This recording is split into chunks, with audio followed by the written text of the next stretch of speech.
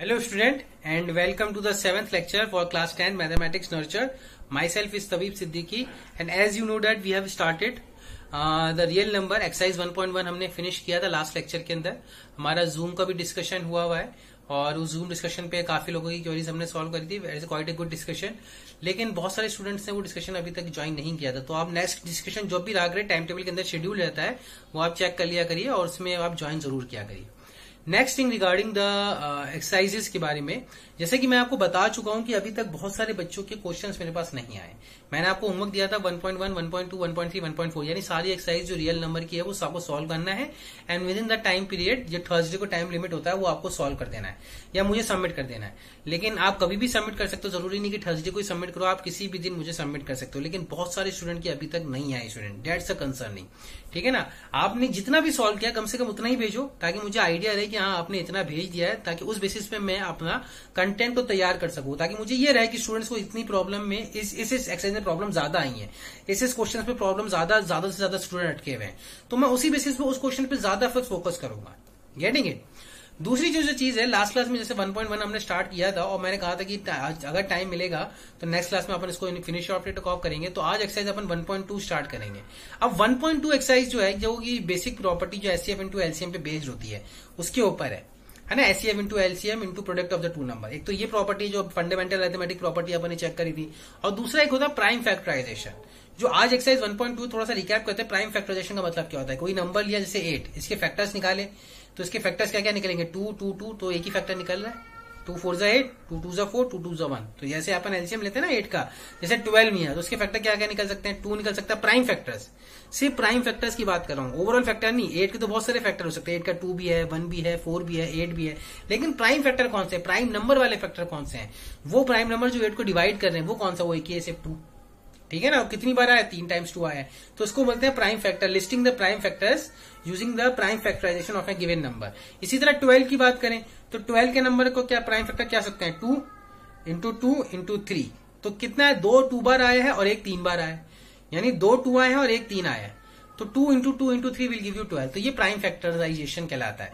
इस prime factorisation की help से अपन एचसीएफ और एलसीएम निकालने की कोशिश करेंगे आज की क्लास के अंदर. फिर एक टर्म पढ़ेंगे कॉम्पोजिट नंबर क्या होते हैं. कॉम्पोजिट नंबर को थोड़ा डिस्कशन करेंगे डिटेल के अंदर. प्राइम फैक्टर्स के और कॉम्पोजिट नंबर में क्या डिफरेंस होता है, एक क्वेश्चन आएगा उसमें चेक करेंगे. फिर चेक करेंगे कि किसी नंबर के एंड पे अगर 0 आता है तो उसका फैक्टर, उसके फैक्टर्स के अंदर मतलब कंपलसरी कौन सा नंबर होना चाहिए. जैसे 10 है, 50 है, 40 है, 100 है, 1000 है, 500 है, 6000 है, 10,000 है, 1200 है, इन सब के नंबर के एंड में 0 आ रहा है. तो अगर 0 आ रहा है तो कंफर्म है कि उसका एक फैक्टर 2 और 5 तो कंफर्म है, होना ही होना है. 2 5 10 होना ही होना है. ये इसके पर एक क्वेश्चन है वो सॉल्व करेंगे. तो 1.2 अगर हमारी सॉल्व होती है then we will go to move to exercise 1.3 जिसमें हम इरेशनल नंबर को प्रूव करने वाली चीज को देखेंगे. अगर आज हो पाता है 1.2 then we are going to start 1.3. अगर रह जाती है 1.3 तो हम नेक्स्ट क्लास में इसको 1.3 को ले लेंगे. 1.3 और 1.4 एक साथ हो जाएगी. वो बहुत सिंपल एक्सरसाइजेज हैं, ज्यादा डिफिकल्ट नहीं है. उसमें 1-2 क्वेश्चन ही प्रूव करेंगे, बाकी अपने आप हो जाएंगे. ठीक है, तो 1.3 और 1.4 अगर आज होती है तो अपन करेंगे, अदरवाइज नेक्स्ट क्लास में उसको शिफ्ट कर देंगे. दूसरी बात जो मैं आपको बताना चाहूंगा कि इस चैप्टर के क्लोजिंग के बाद, यानी चैप्टर जैसी मैं एक्सरसाइज खत्म कर लूंगा, आप भी अपनी एक्सरसाइज सबमिट कर देना, मुझे नोट सबमिट कर देना. इसमें कोई किसी तरह का भी डाउट नहीं होना चाहिए. आरडी से आप क्वेश्चन लेके आओ, एग्जाम्पलर से लेके आओ, मुझसे पूछो. यानी इस चैप्टर को, क्योंकि 6 मार्क्स का वेटेज इस चैप्टर का बोर्ड एग्जाम में, तो इंपॉर्टेंट चैप्टर है, तो इस चैप्टर में ओवरऑल आपको कोई डाउट नहीं होना चाहिए. ये चैप्टर जब अपन क्लोज करेंगे तो इस चैप्टर के बाद हम pair of straight line start करेंगे. उस चैप्टर के अंदर बहुत इंटरेस्टिंग टॉपिक है, अलजेब्रा का चैप्टर है. So we are going to start that, है ना. अभी अपन क्या करते हैं, एक्सरसाइज 1.2 स्टार्ट करते हैं. So let's start with exercise 1.2. Thank you for listening.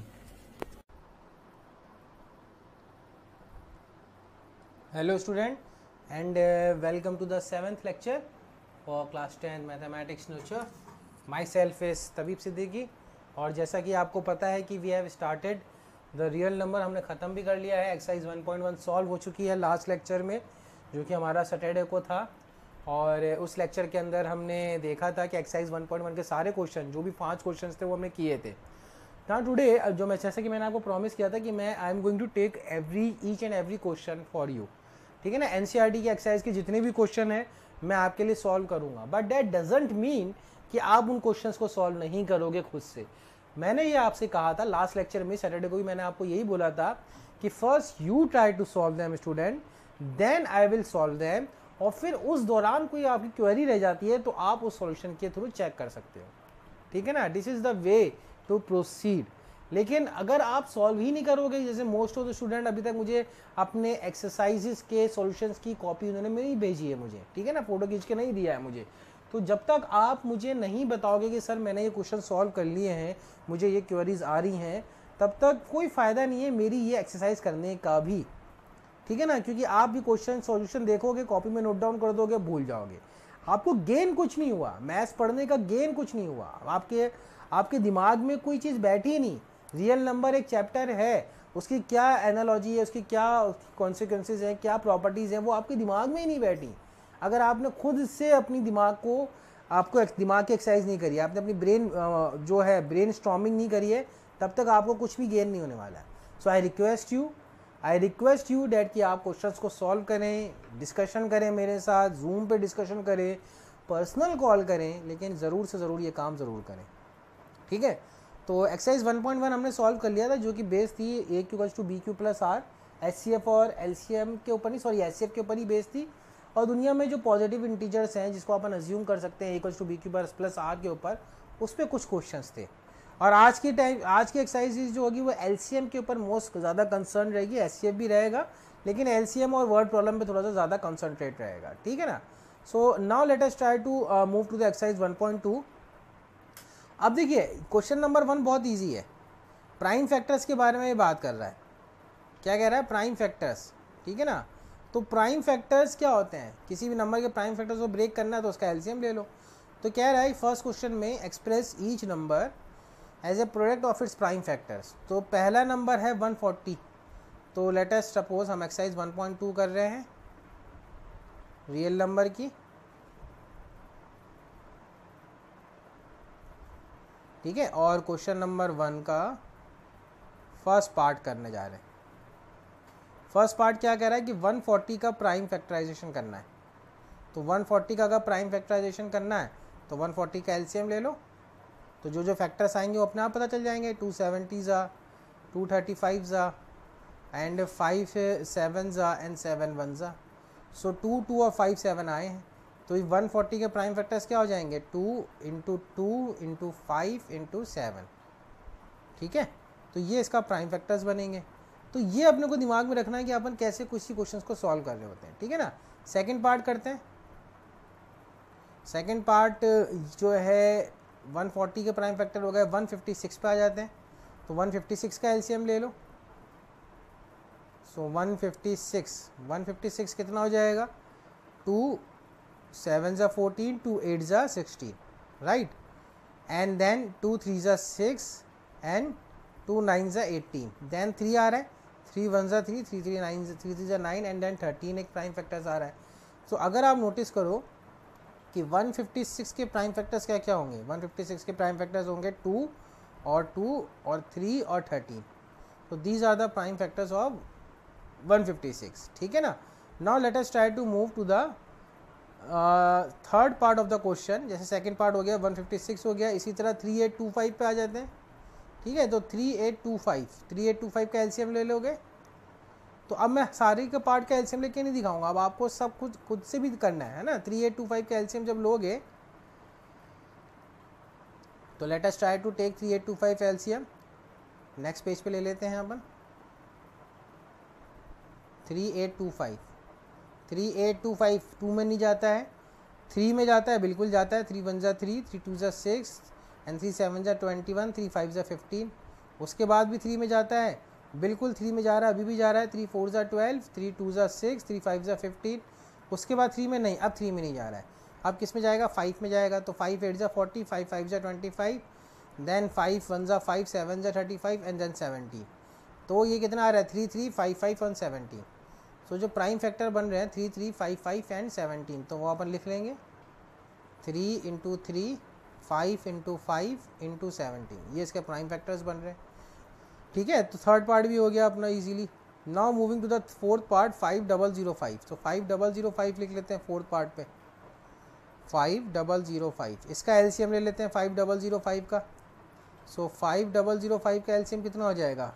First of all you have to check in the 3 2 नहीं जा रहा है, तो 5 पे आ जाते हैं। तो 5 1 ज़ा 5, 5 1 जा 5। अब देखो 7 में जा रहा है क्या? हाँ 7 में जा रहा है ये। 7 1 जा 7, 7 4 जा 28, 7 3 जा 21। अब किस में जा रहा है? अब 11 में जा रहा है ये बिल्कुल। 11 1 जा 11, 11 3 जा। अब किस में जा रहा है? अब 13 में जा रहा है, तो 13 1 जा। तो 5 7 11 एंड 13 क्या बन रहा है इसके प्राइम फैक्टर? 5 7 11 एंड 13। तो ये बनेगा 5 7 11 एंड 13। तो ये इसके प्राइम फैक्टर्स हो गए। तो फोर्थ पार्ट भी अपना इजीली सॉल्व हो गया। ये तो बहुत पहले अपन करते थे, क्लास 5th 6th का ये पार्ट है प्राइम फैक्टराइजेशन करना। तो ठीक है, अब आ जाते हैं 7429 पे। 7429 आप देखो करके देखो, यहाँ पे अपन लिख लेते हैं। अपने को नेक्स्ट पार्ट क्या है? 5th पार्ट है 7429। ठीक है, 7429। तो 7429 का जब आप एलसीएम लेते हो, 7429 का प्राइम फैक्टराइजेशन करते हो, तो ना 2 में जा रहा है, ना 3 में जा रहा है, फिर 5 में भी नहीं जा रहा है, फिर 7 में नहीं जा रहा है, फिर 11 में नहीं जा रहा है, 13 में भी नहीं जा रहा है, फिर 17 नेक्स्ट 17 में जा रहा है। ठीक है, तो 17 में जब आप करोगे तो कितना आ जाएगा? 17 17 1 जा 17, 17 2 जा, तो ये कितना आ जाएगा? आई थिंक ये आ जाएगा आपका, करके देखो आप डिवाइड। 7429 17 से डिवाइड करके देखो 7429 को। 17 1 जा 17, 2 जा 17, 3 जा यस 7429 डिवाइडेड बाय 17, सो 437 आ जाएगा। ठीक है, उसके बाद वापस से चेक करो कि 17 में जा रहा है कि नहीं जा रहा है। नहीं, अब नहीं जा रहा। अब 19 18 18 तो प्राइम फैक्टर है नहीं, नेक्स्ट 19 आ जाएगा। अब 19 को डिवाइड करके देखो, 437 में 19 जा रहा है। हाँ जा रहा है, 437 में 19 23 टाइम्स जा रहा है, और 23 तो उसके बाद खुद एक प्राइम नंबर ही है ना। तो ये 23 में जा रहा है, और उसके बाद 23 खुद एक प्राइम नंबर है, 23 बन जा। तो 7429 के बड़े बड़े प्राइम फैक्टराइजेशन है 17 19 एंड 23। तो इसका क्या लिखेंगे? 17 19 एंड 23। तो इस तरह से अपन ने इसका पहला पार्ट सॉल्व किया। ठीक है, तो ये पूरा कंप्लीट हो गया क्वेश्चन नंबर 1 एक्सरसाइज 1.2 का।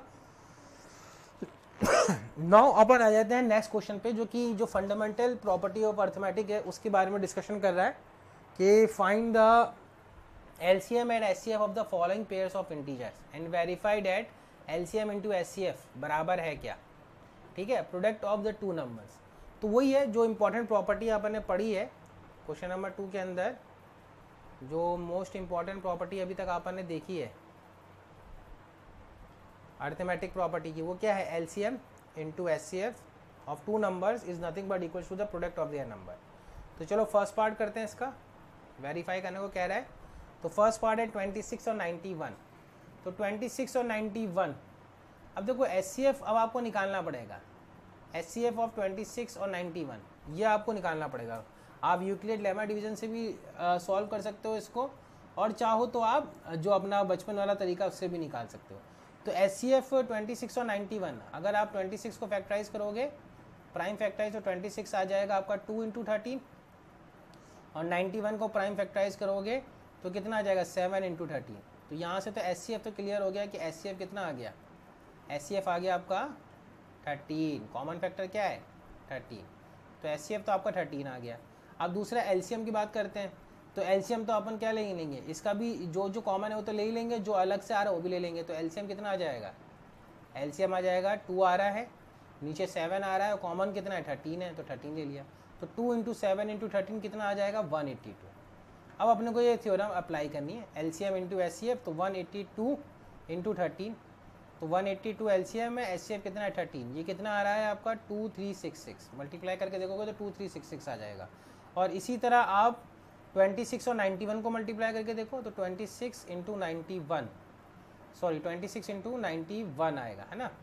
तो ये भी 23666 आ जाएगा। तो इसका मतलब क्या हो गया? वेरीफाइड हो गई थ्योरम। यही करना था, तो ये वेरीफाइड हो गई। तो इस तरह से सेकंड क्वेश्चन का फर्स्ट पार्ट इजीली सॉल्व हो रहा है। बात समझ रहे हैं? अब आ जाते हैं 51092 पे। सेकंड क्वेश्चन क्या है? सेकंड पार्ट क्या है? 510 एंड 92। तो सॉल्व करते हैं 510 और 92।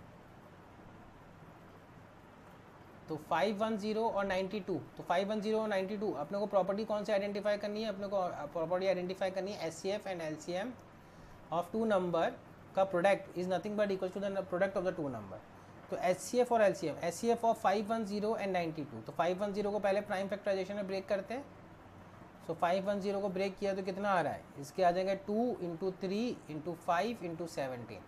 एलसीएम ले लो इसका, है ना, 2510 का एलसीएम लो तो फिर 2 में जाएगा, 2 2 4, 2 5 10 एंड 2 5 10, 255 हो जाएगा, फिर 8 3 में जाएगा, फिर 5 में जाएगा, देन फाइनली 17 में जाएगा, जैसा अभी किया था ऊपर वाले क्वेश्चन में जो प्राइम फैक्टर्स निकाले थे। उसके बाद 92 के प्राइम फैक्टर्स चेक करो। 92 का प्राइम फैक्टर है 2 और 3, तो जो कॉमन आ रहा है एचसीएफ कितना आ जाएगा इसका, 2 आ जाएगा। आप यूक्लिड लेमा डिवीजन से भी कर सकते हो, ठीक है ना। तो यहाँ से एचसीएफ कितना आ रहा है, एचसीएफ आ रहा है 2। और एलसीएम के लिए तो अपन क्या करते हैं, एलसीएम के लिए कॉमन को ले लेते हैं, बाकी सारे जो एक्स्ट्रा आ रहे हैं वो सब ले लेते हैं, ठीक है ना। तो 2 इंटू 3 इंटू 5 इंटू 17 तो आ ही जाएगा, और यहाँ से कितना आ जाएगा, यहाँ से आ जाएगा 2 इंटू 3, तो 2 इंटू 3 इंटू 5 इंटू 17 जो ऊपर से आ रहा है, और नीचे से 2 इंटू 3, ठीक है। तो डबल 2 आएगा 3 इंटू 5 इंटू 17 और 20। आई थिंक ये मैंने मिस्टेक करी है, यहाँ पे ये 23 आता है, ठीक है ना। तो 5 इंटू 17 2 इंटू 3, तो 5 इंटू 2 इंटू 23, तो 2 बार आ गया, 3 एक बार आ गया, 5 और 17 और 23। एलसीएम लेना आता सबको, 510 और 92 का एलसीएम ऐसे भी ले सकते हो जैसे मैंने बताया है, और चाहो तो एक तरीका और है जो कि आप करना चाहो, जैसे 510 है 92 का एलसीएम लेना है, तो 92 और 5102 को कॉमन ले लो, ठीक है ना, कॉमन ले लो। 2 4 ज़ा 8, 2 6 ज़ा 12 एंड 2 2 ज़ा 4, 2 5 ज़ा 10, 2 5 ज़ा 10। अब 2 में जा रहा है क्या, नहीं। 3 में जा रहा है क्या, तो 2 में तो अभी नहीं जा रहा है, 3 में भी नहीं जा रहा है, आई थिंक सो, हाँ नहीं जा रहा है। तो अब क्या करेंगे, कोई भी कॉमन नंबर नहीं ना, 2, हाँ ये तो जा रहा है ना, 2 2 ज़ा 2, 2 2 ज़ा 4 एंड 2 3 ज़ा 6 और 255। अब 23 में चले जाओ, या भी पहले 3 में कैंसिल कर लो, तो 3 23 से एच इट इज रहेगा, 3 8 ज़ा 24, 3 5 ज़ा 50, ठीक है। अब 5 में चला जाएगा तो 5 23 से एच इट इज रहेगा, एंड 5 1 ज़ा 5 एंड 5 7 ज़ा 35। अब 17 में कैंसिल हो जाएगा, 17 23 1, और ये कितना आ गया 23, तो ये एलसीएम हो गया 2 इंटू 2 इंटू 3 इंटू 5 इंटू 17, तो ये इसका एलसीएम आ गया। एलसीएम को मल्टीप्लाई करोगे तो एलसीएम मल्टीप्लाइड होके आएगा आपका 2 इंटू 3 6 5 ज़ा 30, 30 17 ज़ा इंटू 2 इंटू 23, तो ये आ जाएगा आपका 23460, ठीक है। अब आप एचसीएफ इंटू एलसीएम कर दो, तो एचसीएफ इंटू एलसीएम जो आएगा आपका वो आएगा HCF into LCM, that is 2 into 23460। ये कितना आ रहा है आपका, इनको मल्टीप्लाई करोगे तो 46920 आ जाएगा। और इसी तरह product of the two number 510 into 92, इन दोनों को मल्टीप्लाई करोगे तो यही आ जाएगा 46920, हैंस वेरीफाइड। तो इस तरह का अपने को थ्योरम को वेरीफाइड करना है, ठीक है। तो ये अपना हो गया अपना सेकंड पार्ट, सेकंड क्वेश्चन का, तो ये भी हो गया है। इसी तरह अब नेक्स्ट पार्ट ले लेते हैं 336 एंड 54। सो 336 एंड 54 को भी वेरीफाई करके चेक करते हैं। सो 336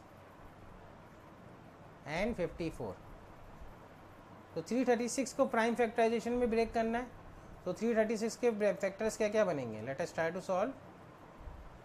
336 के फैक्टर बनेंगे 2 इंटू 2 इंटू 2, ठीक है ना, फिर आ जाएगा 2, यस 16 में भी आ रहा है ये, और फिर 3 और फिर इंटू 7। और इसी तरह 54 के प्राइम फैक्टराइजेशन कितने बनेंगे, 2 इंटू 3 इंटू 3 इंटू 3। ये सब आप कर लो, ये अभी आपने प्राइम फैक्टर्स में करके दिखाए हैं आपको, है ना, किस तरह से देखा जाता है प्राइम फैक्टराइजेशन, किसी नंबर में किस तरह से निकाले जाते हैं। तो इसमें किसी को कोई प्रॉब्लम है तो पूछ सकता है। अब इसमें एचसीएफ कितना आ जाएगा, एचसीएफ आ जाएगा इसमें 6 आ जाएगा, 2 इंटू 3 कॉमन दिख रहा है, तो देखो एक तो ये पार्ट आ रहा है कॉमन 2, और एक यहाँ से 3 कॉमन आ रहा है, और तो कुछ कॉमन है नहीं दोनों में, तो एचसीएफ जो आ जाएगा यहाँ से 6 आ जाएगा, 2 इंटू 3 इक्वल्स टू 6। और एलसीएम लेना चाहो तो ऊपर वाला सब ले लो और नीचे वाला 9 ले लो, 3 इंटू 9 ले लो, ठीक है ना। तो एलसीएम क्या हो जाएगा, एलसीएम हो जाएगा 2 into 2 into 3 into 2 into 2,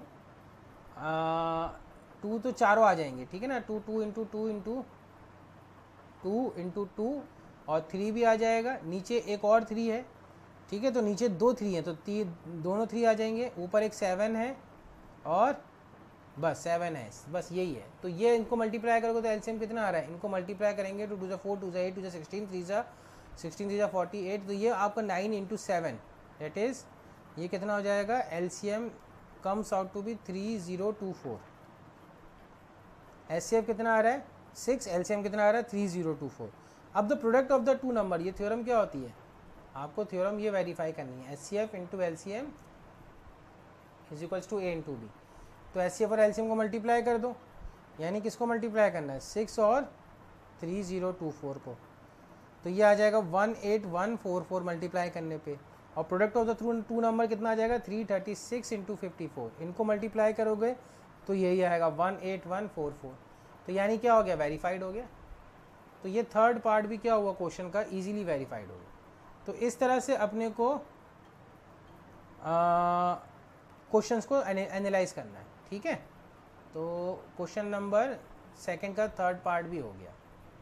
now अब आ जाते हैं क्वेश्चन नंबर थर्ड पे, find the LCM and LCF of the following integer by applying the prime factorisation method. अब प्राइम फैक्टराइजेशन मेथड को अप्लाई करके एलसीएम और एचसीएफ निकालना है। तो ये तो अभी किया अपन ने। अब यहाँ पे 12 15 और 21 12 15 एंड 21 का एचसीएफ निकालना है, ठीक है ना। So let us try to solve third part 12 15 and 21। So 12 को लिखो तो कितना आ जाएगा 2 × 2 × 3, 15 को लिखोगे तो कितना आ जाएगा 3 × 5, और 21 को लिखोगे तो कितना आ जाएगा 3 × 7। तो तीनों में कोई कॉमन नज़र आ रहा है क्या, कोई नंबर ऐसा हो जो कॉमन हो तीनों के अंदर, तो वो कौन सा नंबर है 3 है। तो क्लियरली यहाँ से एचसीएफ तो कितना हो गया 3। अब एलसीएम भी प्राइम फैक्टराइजेशन से निकालना है। तो एलसीएम का मतलब होता है कि जो कॉमन नंबर है वो तो आएंगे, उसके अलावा जो है वो सब आ जाएगा हर नंबर में। तो 3 तो कॉमन है ही है, ठीक है ना, 3 तो कॉमन है ही है, तो ये एज इट इज़ आ जाएगा यहाँ पे, ठीक है ना। अब बाकी बचे हुए कितना 2 × 2 × 5 × 7, तो ये भी आ जाएंगे। ये होता है प्राइम फैक्टराइजेशन से एलसीएम निकालना, ठीक है ना। तो 3 तो आ ही गया है, 2 × 2 5 × 7 भी आ गया, तो ऐसे एलसीएम कितना आ जाएगा 420। ये इंपॉर्टेंट है। आप चाहो तो वैसे भी निकाल सकते हो, कैसे, इस तरह से मेथड से भी निकाल सकते हो, ऑल्टरनेटिवली 12 15 और 21 से। तो यहाँ से आप 2 6 × 12 2 15 × 21 और फिर 2 3 देखो दो बार आ गया, और फिर 23 में चला जाएगा, 3 1 3 5 3 7 और फिर 5 और फिर 7। तो उस तरह से भी आप निकाल सकते हो, इस मेथड से भी आप निकालना चाहो तो आराम से निकाल सकते हो। लेकिन ये क्वेश्चन क्या कह रहा है, हमें प्राइम फैक्टराइजेशन से निकालने को कह रहा है। तो प्राइम फैक्टराइजेशन से एलसीएम निकालने का क्या मतलब होता है, क्या तरीका होता है स्टूडेंट, कि जो कॉमन आ रहा है वो तो आएगा ही आएगा। मान लो 2 और 3 कॉमन आ रहा होता तो वो आ जाता है, जो कॉमन से बच गया है ना हर नंबर का प्राइम फैक्टर, वो भी आ जाएगा। ये तरीका आपको याद रखना है, ठीक है। तो let us try to solve the second part also. First part कर लिया हमने 12 15 एंड 21। अब थर्ड पार्ट पर, सेकंड पार्ट पर आ जाते हैं 17 23 एंड 29। तो सेकंड, ये फर्स्ट पार्ट था, सेकंड पार्ट है 17 23 एंड 29। तो 17 के फैक्टर क्या हो जाएंगे 1 × 17, ठीक है, और 23 के फैक्टर्स 1 × 23 यही हो गया, और 29 का भी फैक्टर क्या होगा 1 × 29। तो यहाँ पे तो ऐसे तो स्ट्रेट फॉरवर्ड दिख रहा है कि 1 ही है, कोई कॉमन फैक्टर नहीं है, तो 1 हो गया। और एलसीएम तो 1 तो आएगा ही आएगा, बाकी सारे नंबर भी आ जाएंगे, 17 × 23 × 29। इन तीनों को मल्टीप्लाई करोगे तो आ जाएगा 11339। तो ये आंसर हो गया इसका, ठीक है ना। एचसीएफ के लिए क्या देखा हमने, कॉमन देखा है, और एलसीएम में जो कॉमन है वो तो रहेगा ही रहेगा, 1 तो रहेगा ही रहेगा, बाकी सारे नंबर भी आ जाएंगे, बाकी सारे फैक्टर्स भी आ जाएंगे मल्टीप्लाइड में, ठीक है। तो ये थर्ड पार्ट का सेकंड क्वेश्चन हुआ। So let us try to solve the third part 8 9 and 25।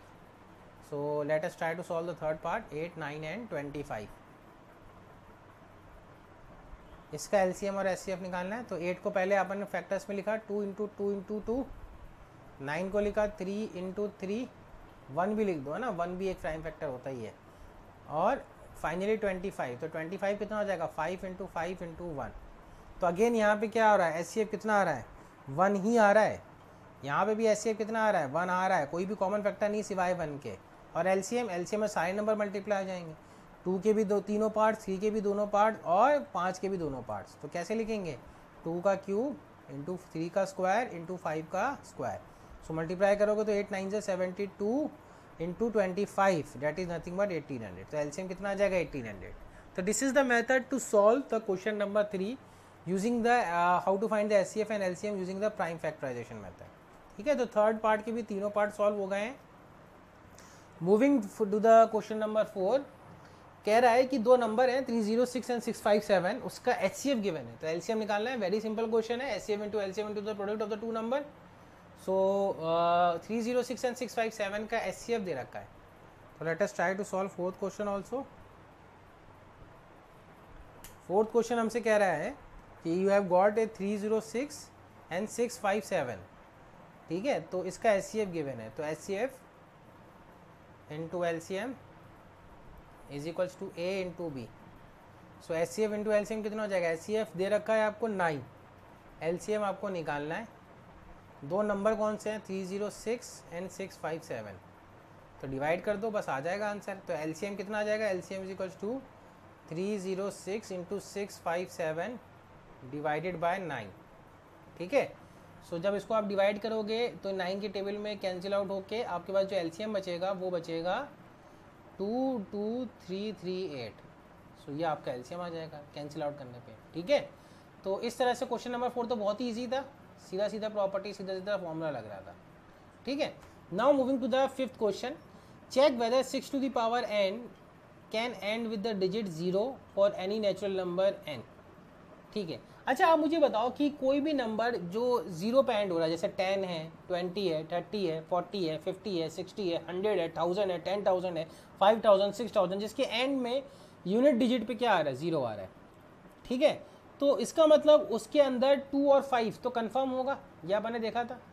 जैसे कि अगर आप नोटिस करो, अगर मैं आपसे बोलता हूँ कि 10 का फैक्टर निकालो, 10 का फैक्टर निकालोगे तो कितना आ जाएगा? 2 and 5. 40 का निकालोगे तो 2 इंटू 5 तो आएगा ही आएगा, इंटू 4 भी आ जाएगा. 100 का निकालोगे तो 2 इंटू 5 आ जाएगा और 10 भी आ जाएगा. यानी 2 इंटू 5 तो कन्फर्म है. बात समझ लो. इसी तरह 5000 का निकालोगे तो 2 इंटू 5 10 आ जाएगा.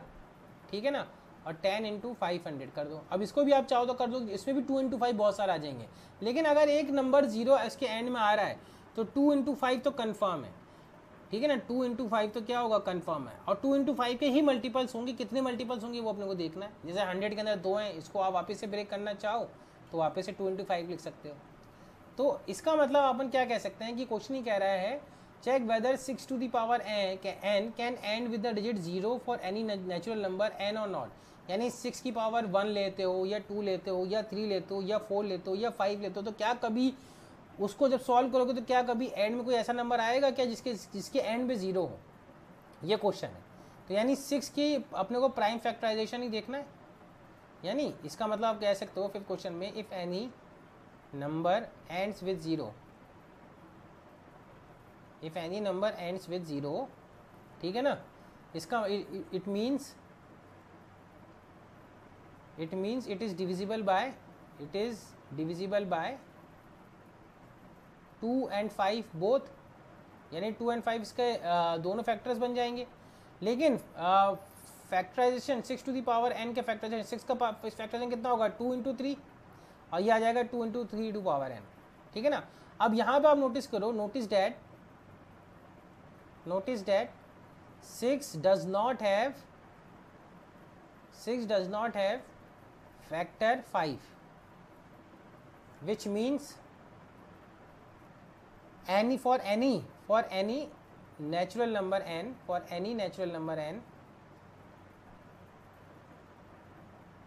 6 to the power n will not have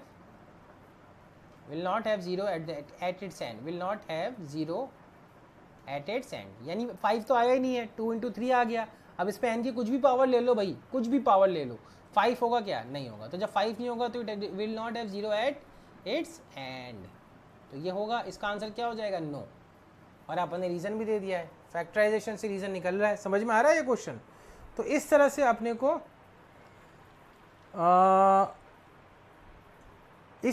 को क्वेश्चन को एनालाइज करना है. ठीक है, तो let us try to analyse next part. आ जाते हैं अपन क्वेश्चन नंबर 5 को. समझ में आ गया होगा आपको. नहीं समझ में आया तो प्लीज़ मुझे मैसेज करिएगा, कॉल करिएगा, then we will have a quite a good discussion according this particular question. जो नेक्स्ट क्वेश्चन है वो है आपका हाँ, explain why 7 into 11 into 13 plus 13 and 7 into 6 into 5 into 4 into 3 into 2 into 1 plus 5 are composite number. ठीक है, तो ये अपने को बताना है कि क्या ये कॉम्पोजिट नंबर होगा। तो कॉम्पोजिट नंबर क्या होते हैं, पहले तो ये मुझे बताओ, कॉम्पोजिट नंबर के बारे में किसी को कुछ पता है? ठीक है, कॉम्पोजिट नंबर्स वो नंबर होते हैं जिसके बारे में आप ये कह सकते हो composite number are those number जिसके पास अदर देन कोई नंबर, मतलब 1 और उस नंबर के अलावा भी कोई एचसीएफ हो, है ना, यानी किसी और नंबर से भी वो डिविजिबल हो रहा हो 1 और उस नंबर के अलावा। बात समझ रहे हैं? कॉम्पोजिट नंबर जैसे 4 एक कॉम्पोजिट नंबर है क्या? कॉम्पोजिट नंबर है, क्योंकि 4 क्या होता है कि 1 से भी नहीं, कॉम्पोजिट नंबर है क्योंकि 1 से भी डिविजल हो रहा है, 4 से भी डिविजल हो रहा है, 1 और 4 के अलावा भी डिविजल हो रहा है। कैसे? 2 से डिविजल हो रहा है ना। तो कॉम्पोजिट नंबर की डेफिनेशन लिखते हैं क्वेश्चन नंबर 6 को पहले आने से पहले। We first define the composite number. 6 composite number क्या होते हैं? सो कॉम्पोजिट नंबर होंगे आपके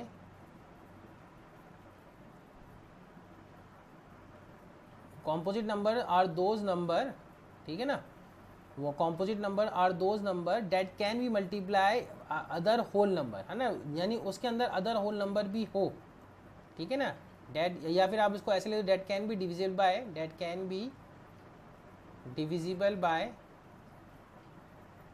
other than 1 and number itself, other than 1 and number itself.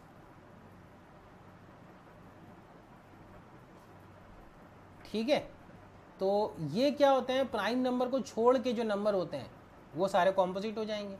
ठीक है ना, ये whole number that can be multiplied by multiplying other whole number. ठीक है ना, तो ये सारे नंबर्स क्या हो जाएंगे, कॉम्पोजिट हो जाएंगे। तो प्राइम नंबर को छोड़ के जितने भी नंबर हैं वो सारे कॉम्पोजिट हो जाएंगे। तो बेसिकली नंबर जो होते हैं वो 2 तरह के होते हैं। अगर डिविजिबिलिटी की बात करें तो नंबर 2 तरह के होते हैं एचसीएफ, एक तो प्राइम होता है और एक कॉम्पोजिट होता है।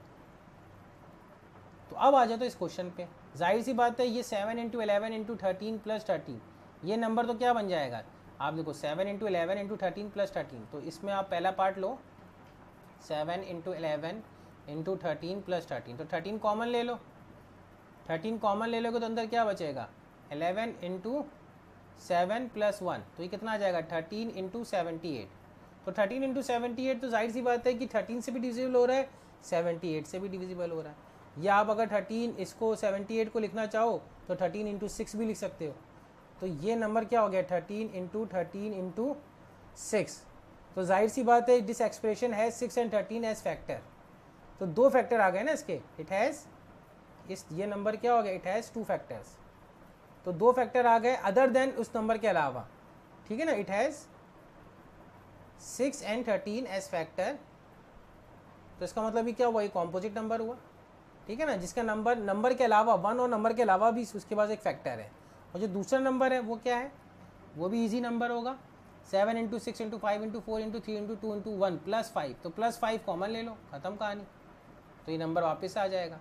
तो क्या लिखा हुआ है 7 into 6 into 5 into 4 into 3 into 2 into 1 plus 5। ठीक है ना, अब प्लस 5 क्या करेंगे, कॉमन ले लेंगे, तो 5 कॉमन ले लो तो अंदर क्या बचा, ये बचा 7 into 6 into 5 into 4 into 3 into 2, अच्छा 5 तो कॉमन ले लिया ना, तो 5 तो बचेगा नहीं यहाँ पे, है ना, इंटू 4 इंटू 3 इंटू 2 इंटू 1, और यहाँ पे क्या बचा प्लस 1, है ना, तो प्लस 1 आप यहाँ पे कॉमन ले लो, तो हमने 5 कॉमन ले लिया था, तो ये प्लस 2 प्लस 1 बचेगा।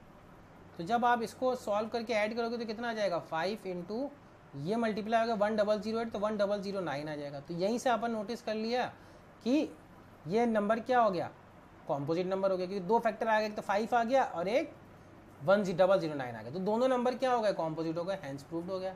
तो ये इतना ईजी क्वेश्चन था, यानी 6 क्वेश्चन में आप इजीली इतना ऐसे एनालाइज कर सकते हो। ठीक है, अब आ जाते हैं 7th क्वेश्चन पे।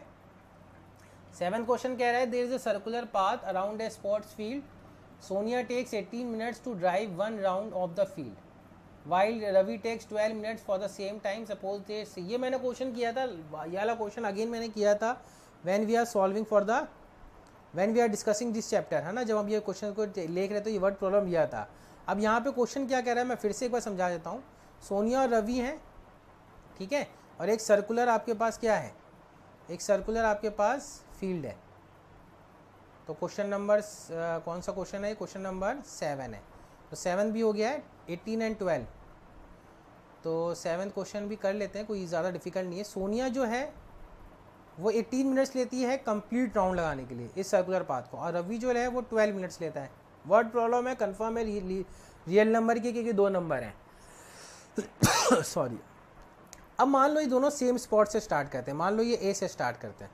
तो सोनिया जब एक कंप्लीट राउंड लगा के ए पे पहुंचेगी तो कितने मिनट हो चुके होंगे, 18 मिनट्स हो चुके होंगे। लेकिन रवि तो उससे पहले चला गया होगा, है ना। सोनिया को अपन ब्लैक ले लेते हैं और रवि को रेड ले लेते हैं। तो रवि जब 18 मिनट हो चुके होंगे तो रवि तो आगे बढ़ चुका होगा, है ना। आप रवि के आप बारे में बात देखो तो रवि तो यहाँ पे कहीं आ गया होगा, आगे बढ़ गया होगा। सोनिया तो यहीं पहुंची, रवि 8 मिनट आगे निकल गया होगा। यानी अगर इस क्वेश्चन में आपसे बोलूँ कि या तो एचसीएफ निकालना है या एलसीएम निकालना है, तो एचसीएफ निकालना है कि एलसीएम निकालना है, ये मुझे बताओ। एचसीएफ तो 18 से और 12 से तो कम ही आएगा, है ना। और एलसीएम जो है 18 और 12 से या तो बराबर आ सकता है या तो बड़ा आ सकता है, बड़ा ही आएगा ज़्यादातर केस में, है ना। अब आप नोटिस करो कि 18 और 12 से मुझे यहाँ पे ज़्यादा नंबर, यानी रवि और सोनिया अगर सेम पॉइंट से स्टार्ट करते हैं तो 18 मिनट बाद तो पॉसिबल ही नहीं कि मिले, क्योंकि जब सोनिया 18 मिनट होंगे तो सोनिया का एक राउंड होगा, लेकिन रवि तो आगे निकल चुका होगा। जब सोनिया 12 मिनट हुए होंगे तो सोनिया का यहाँ पर यहाँ कहीं पहुँची होगी, यहाँ से स्टार्ट किया होगा सोनिया ने, और 12 मिनट बाद ये 12 मिनट्स के एंड पे सोनिया यहाँ पहुंची होगी और रवि यहाँ पहुंच चुका होगा। तो यानी ये तो कल क्लियर होगा, जब 18 मिनट्स कंप्लीट होंगे तो रवि आगे निकल गया होगा और सोनिया अभी एक राउंड ही कंप्लीट की होगी। यानी ये तो कंफर्म हुआ कि 18 और 12 से बड़ा नंबर कोई ज़्यादा टाइम पे बाद ये मिलेंगे। तो क्या निकालना है, एचसीएफ तो कंफर्म नहीं निकालना है, फिर क्या निकालना है, एलसीएम निकालना है। तो एलसीएम निकाल लो, 18 के फैक्टर्स करो, 2 into 2 into 2 into 3, sorry 2 into 3 into 3, that is 9 2 18 and 12, 2 into 2 into 3। सो जो कॉमन आ रहा है वो तो लिख लो और इसके अलावा सब लिख लो। तो 2 और 3 कॉमन आ गया यानी 6। तो एलसीएम कितना हो जाएगा, एलसीएम मैंने प्राइम फैक्टर से निकालने को बोला आपको। प्राइम फैक्टर से कैसे निकालते हैं एलसीएम, एक तो कॉमन आ गया वो तो लिख लो 6, 2 इंटू 3 6 आ गया, और जो बचे हैं वो भी नंबर लिख लो। तो कितना आ गया एलसीएम 36। तो ये लोग कितने मिनट बाद मिलेंगे, 36 मिनट्स बाद मिलेंगे। बात समझ में आ रही है। तो इस तरह से ये क्वेश्चन अपन कर चुके हैं ऑलरेडी, लेकिन जिस टाइम जब ये क्वेश्चन किसी को उस टाइम समझ में नहीं आया हो तो आज ये क्वेश्चन हमने वापसली फॉर्मली एक्सरसाइज 1.2 में भी सॉल्व कर लिया है, ठीक है। तो आई डोंट थिंक सो कि अभी कोई क्वेश्चन बचता है एक्सरसाइज 1.2 का। एक्सरसाइज 1.1 हमने सॉल्व कर लिया, एक्सरसाइज 1.2 सॉल्व हो चुकी है, एक्सरसाइज 1.3 बच रही है, एक्सरसाइज 1.3 एंड 1.4 बच रही है। So let us take in the next class only, क्योंकि टाइम ऑलरेडी हो रहा है। सो एक्सरसाइज 1.3 एंड 1.4 हम नेक्स्ट क्लास में लेंगे। तो आप अगर 1.2 और 1.2 अगर किए हुए हो तो वेल एंड गुड। 1.2 अगर नहीं की थी तो आज खत्म कर लेना, और 1.3 और 1.4 आपके लिए एज ए होमवर्क रहेगा। अगर कर लिए हो तो अच्छी बात है, नहीं किए हो तो इसको ध्यान में रखना, ठीक है ना। तो in the next class we will start with exercise 1.3 and 1.4, finish करेंगे उसको, और अगर टाइम बचेगा तो नया चैप्टर भी स्टार्ट करेंगे, pair of straight line. Okay, so तब तक के लिए आप अपना ख्याल रखिए, be happy and safe, and let us try to meet in next class. Okay, thank you, bye.